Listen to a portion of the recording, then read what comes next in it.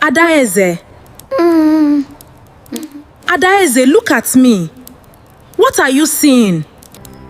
The box is under the third plank.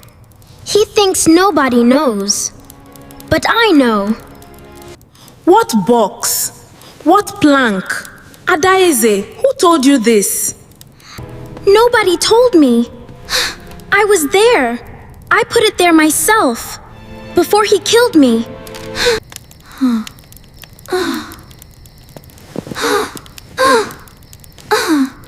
Jesus. Grace, what is happening in this room? Please, David. It's too much.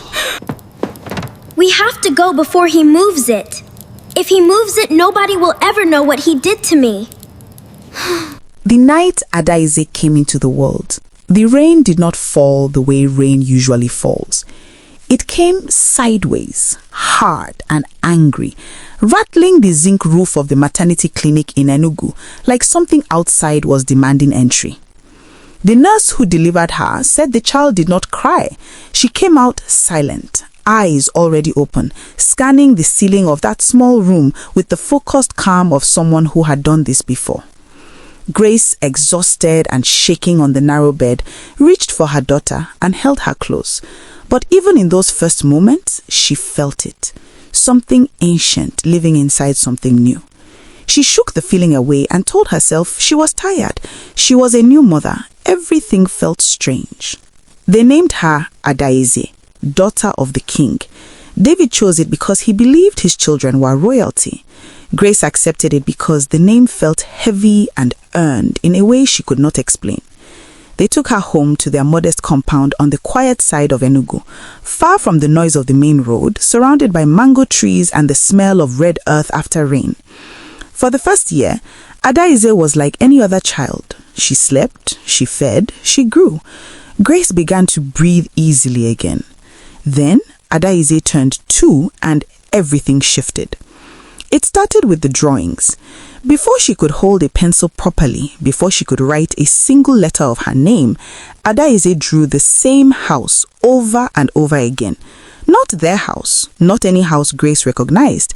A long rectangular building with a window on the left side, 3 steps leading to the front door, and a large mango tree leaning over the right corner of the roof. She drew it on paper, she drew it in the dust of the compound floor with a stick, she drew it on the wall of her bedroom with her mother's lipstick, which earned her a serious scolding. But she kept drawing it. The same house, every time, exact. Grace saved every drawing without understanding why. At 3 years old, Adaeze began to talk about the man with the scar. She described him at the dinner table one evening, as casually as she might describe a neighbor she had seen that afternoon. A tall man, she said, very tall, with a scar on his left hand, starting from the wrist and ending between the 2 middle fingers. He wore a red cap when he went out, she said, but inside the house, he was always in a blue kaftan, the one with the gold embroidery at the collar. Grace set down her fork. David looked at his daughter across the table. "Where did you see this man?" he asked. Adaeze looked up at him with those eyes that always made his chest feel tight. "In my other house," she said, "before I came here." David told Grace it was a phase. Children had imaginary friends, imaginary worlds. It meant nothing. Grace was not so certain. She had heard of children like this, children who came back carrying something from wherever they had been before, but she had always believed those were stories told in the dark, not things that happened to your own daughter in your own kitchen in the modern city of Enugu. She began to pay closer attention. What she noticed kept her awake at night. Adaeze never contradicted herself. Every detail she gave about her other house, her other life, matched the details she had given before. The number of rooms, the color of the kitchen wall, the sound the front gate made when you pushed it. A specific 2-toned scrape she demonstrated with her small mouth, dragging her voice from high to low. She spoke about a compound and a village. She could not name the village, but she described the road that led to it. Unpaved, with a very large orange border on the left side at the entrance, and a church with a blue roof that you passed 3 minutes before arriving. She described the people who lived near that compound: an old woman who sold firewood, a man who repaired motorcycles under a tarpaulin, a family of 5 with a brown dog that barked at strangers. She described all of this the way you describe your own street: bored and certain. It was the box that changed everything. Adaeze was 4 years and 3 months old the night she stood in the center of the sitting room and began to speak as though she was somewhere else entirely. Grace had recognized that look, the way her daughter's eyes went slightly past the present, fixed on something invisible, her small body very still. Grace sat down on the floor in front of her and waited. Adaeze said the box was under the 3rd plank from the left side of the bedroom floor. She said it was wrapped in black polythene and tied with a cord the color of dried palm fronds. Inside, she said, was a document. She did not use the word document. She said papers that show who the land belongs to. She said the man with the scar took those papers the same night he put something in my tea. She said she had tried to fight, but she was not strong enough. She said she watched herself go from the corner of the ceiling. Grace sat on that floor and could not move for a long time. David heard everything from the doorway. He was a practical man, an engineer who believed in things he could measure and verify. But he had been listening to his daughter for 2 years, watching her produce details that had no source, and he was honest enough with himself to admit that practical explanations had run out. That night, after Adaeze slept, he sat with Grace at the kitchen table and they talked until 2 in the morning. They made a decision. They would go and find Papa Chukwu. Papa Chukwu was not a dibia. He was not a herbalist or native doctor in any dramatic sense. He was an 81-year-old retired school teacher from Awka who had spent 40 years quietly studying and documenting cases of children who came back with memories. He had a small sitting room packed with folders, notebooks, and handwritten records going back to 1974. He had been interviewed once by a university researcher and had declined every other public attention. Grace's mother had known him years before and trusted him completely. He listened to everything they told him for nearly 2 hours without interrupting. Then he asked to meet Adaeze. He arrived the following Saturday with nothing but a walking stick and a cloth bag. Adaeze looked at him when he walked in and said, "You have done this before." It was not a question. Papa Chukwu sat down slowly, looked at the child for a long moment and said, "Yes, my daughter," many times. Then he opened his bag and brought out a notebook and said, "Tell me about the house." Adaeze told him everything.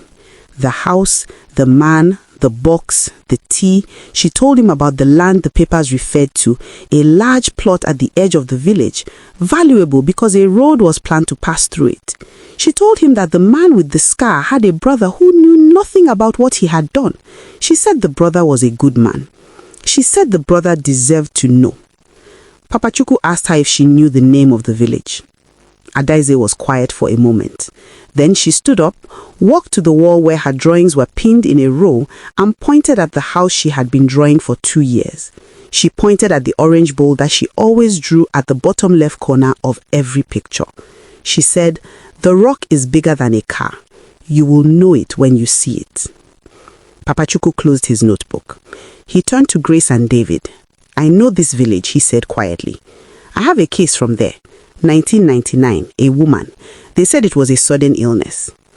The name he said made Grace cover her mouth. Rebecca. Adaeze turned her head sharply when she heard it.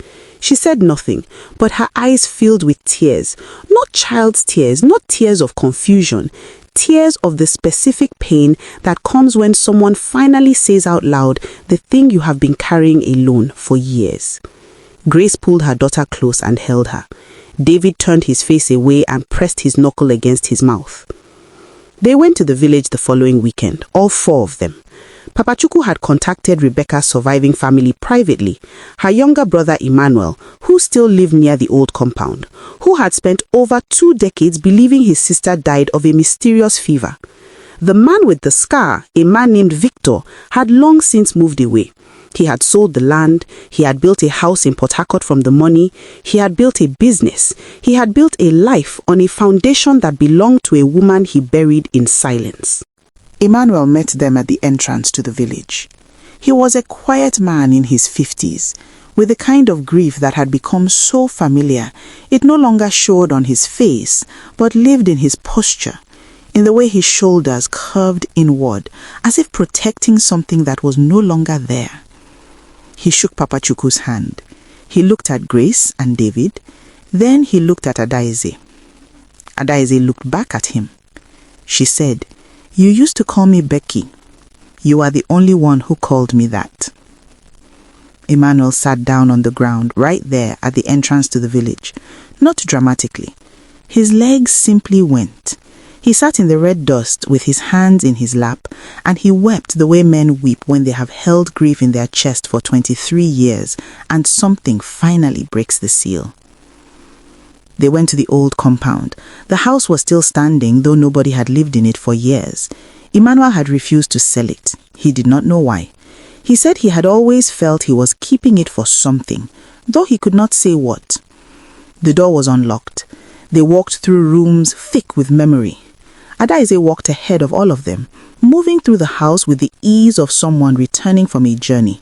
She turned left without hesitating at the corridor. She went straight to the back bedroom. She stopped at the floor. "Third plank from the left," she said. David brought the tools Emmanuel had carried in from his truck. He walked quietly. The plank came up. There was a shallow space beneath it, just deep enough, and in that space, wrapped in black polythene, tied with a cord the color of dried palm fronds, exactly as Adaeze had described, was a box. Nobody spoke. Papa Chuka was the one who opened it. Inside were papers, a land deed, handwritten and stamped, bearing Rebecca's name as the rightful owner of the plot at the eastern edge of the village. Below it, a second document, a transfer of ownership, signed and thumbprinted with Rebecca's name, but the date was 3 days after the date recorded as her death. Someone had forged her transfer of the land after she was already gone and could not dispute it. Victor had not just taken her life. He had reached past her death to take what she owned and covered his tracks with paper. Papa Chukwu photographed everything. Emmanuel contacted a lawyer before they left the compound that afternoon. The case that followed was not quick and it was not simple. These things never are. But the evidence was original, physical, and time-stamped. The forgery was confirmed. Victor's sale of the land was contested. The comfortable life he had built in Port Harcourt began to crack, the way walls crack when the foundation beneath them is finally told the truth about itself. He lost the land. He lost the profit from the sale. He lost the reputation he had carefully maintained for decades. His children, grown and building their own lives, learned what their father had done. That loss, the look on the faces of people who loved and respected him, was the consequence that sat heaviest. Victor was an old man by then, with old man's skin and old man's silence. He had nothing left to say. The law took what the law could take. The rest he carried. Emmanuel had the land returned to Rebecca's estate. He built a small school on part of it for the village children. He named it after his sister. On the day it opened, he stood at the entrance for a long time without speaking, looking at her name on the sign above the door. Adaeze did not go back to the village after that. She did not need to. The night they returned to Enugu from the final court resolution, Grace put her daughter to bed and sat beside her in the dark for a while.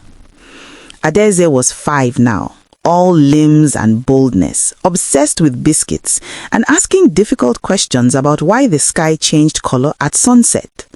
She was increasingly, beautifully, fully a child.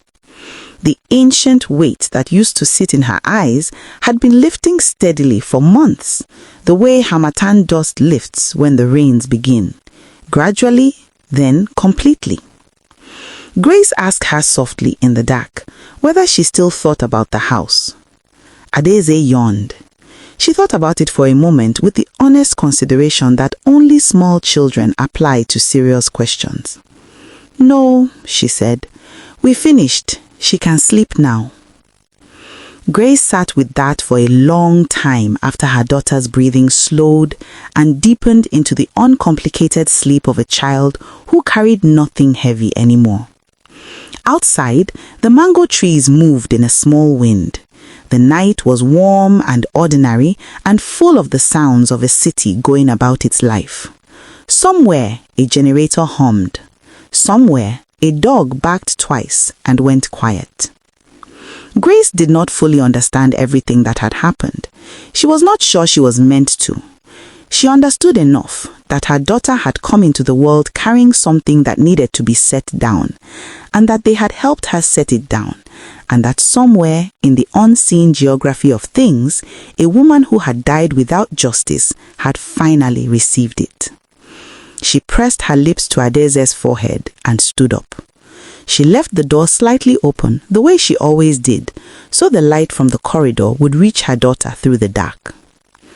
Who do you think should be held more responsible? Victor, who committed the crime, or the system that buried the truth for 23 years? Drop your answer in the comments below. If this story moved something inside you, do not scroll past. Hit that like button right now and subscribe so you never miss a story like this. Share this video with someone who needs to hear it today. You never know whose heart it will reach. And drop a comment below. Tell us, do you believe some souls come back with unfinished business? We read every single comment and we want to hear from you. This channel exists because of you. Thank you for watching. Thank you for staying until the end. God bless you and everyone you love.